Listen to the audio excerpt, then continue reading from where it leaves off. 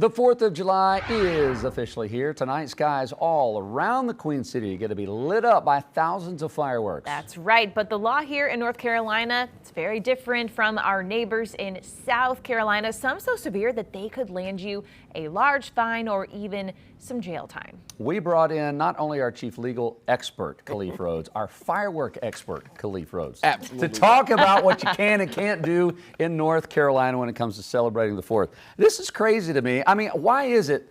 Charlotte, what makes it so interesting. Charlotte, if you didn't know, is right on the line of North and South Carolina. Right. Two very different states, two very different rules. Why is that? I think this is the one time I'd say this, and folks in South Carolina, don't kill me right now, but this is the one time that South Carolina is probably better than North Carolina. Oh, wow. Oh, no. No, I mean, if you're being honest, though, I am someone that it really is, I won't say scared of fireworks, but I'd never touched these things at all since childhood. Was scarred, saw a kid get really, really hurt. So, I mean, I leave it to the professionals. My kids always blame me. They're like, Dad, you're fun at everything.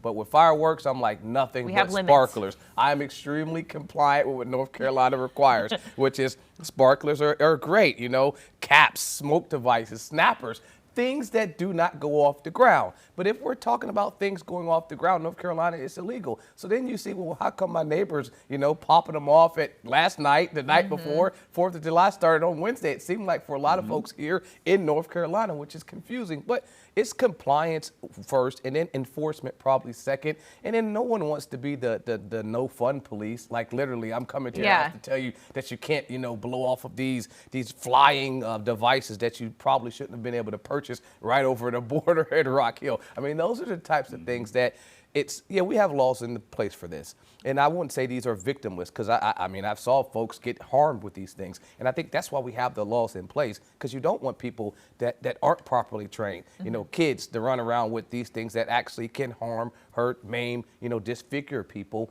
But also, you don't want to be the folks that spoil the fun. Again, I just hedge all my bets to the people that have went to some type of training for this. So, but North Carolina, South Carolina, specifically way different. The biggest thing I could say is if it takes off in North Carolina, you cannot utilize it at all. South Carolina, extremely lenient. It's more like 50 milligrams as opposed to 80, which is something where most of those things, like those M80s, like those TNT things that they sell in the store, they all exceed the rules anyway. So even though South Carolina is more lenient, they still have things that violate their own laws. So people know that these things are happening. You know you're not supposed to do it. You sneak across the border, then you bring them back home. Everyone knows it's going on.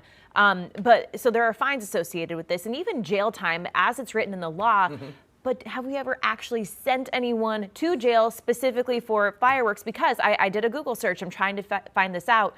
Most people who end up in jail, they have extra things attached to it, weapons or drug charges. Yep. So anyone go to jail for just fireworks? You can. I mean, technically in North Carolina, it's a class 2 misdemeanor if it's done outside. If you're, I should say, an idiot, if you didn't have common sense to not use it indoors, it's associated with a class 1 misdemeanor. So I don't know the scenario that you'd say, you know what, let's shoot off this M80 in the house. But there's probably folks that have tried it. So in our record, in our books in North Carolina, there is a class 1 misdemeanor for that variety. South Carolina, in North Carolina, it's 6 months maximum punishment in jail. Now, in South Carolina, just a fine. So in terms of can someone go to jail for this, you can.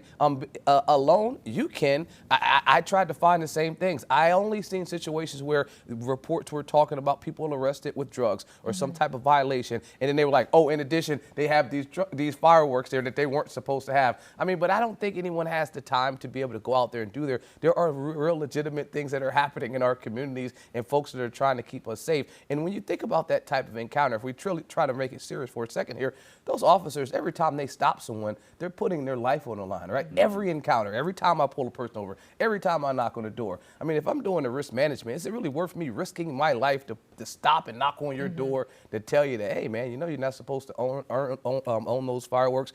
Not, you know, ever trying to encourage illegal activity, but it's just justifying, like, do you risk that when you got other things like, you know, people distributing drugs, like legitimate things that are killing people in the community? I think you have that balancing test, and folks are erring on the side of, that's probably one I could go ahead and look the other way and probably enjoy the show from afar. What if I'm having a private event? I have 2 acres, 3 acres. There's some distance between me and my neighbor. I got 20 people coming over, and so it's a private event, right? It's not public. It's not out in the neighborhood cul-de-sac or something like that. Does that Am I immune to the North Carolina law because I'm using the word? I got a private bash in my backyard. I like the thought. I like the creativity. If you were a client of mine, I'd tell you, hey, that was a novel approach, and that's what we would argue. A misunderstanding of the law. Right. But in North Carolina, the law is pretty clear. It's not just the possession. It's not just the sale, the distribution. It's the possession. It's the actual possession. So even if you never used it, it's that actually having it. And then once you start using it, the use of it is where you get that. And so you can go ahead and grab these things, but as soon as you start using it, the location doesn't matter. It's the best way I can describe it. And it doesn't matter if it's on the PA, some private property. Doesn't matter if it's on the street. Those are the things where now you're saying I'm actually starting to detonate. That's when the problem starts. So I say that your private usage would not stop you from being charged. But I think it's back to Andy's original question. If they drive by and see the fireworks taking place on unless you got like some type of other illegal activity happening, I think that you'd be fine. Yeah, all right. Not legal advice, though. Let me be clear it's with not that. legal Not advice. legal advice at all. Just Not don't do it. encouraging But you. that's why people get commercial, or, if you have a wedding and you set off fireworks, you got to get someone who is licensed to do it, right? So Yeah. I let good all stuff. the professionals handle it. Yeah, some good- Wherever they have it, I'm following those guys. Yep, that's always some good legal advice And again, there. if you live in South Carolina and you'd missed the beginning of this segment with Khalif, he did say for once that South Carolina was better. Just Only- rewind one the and only tape. time. One Just and only rewind time. the tape. The tape.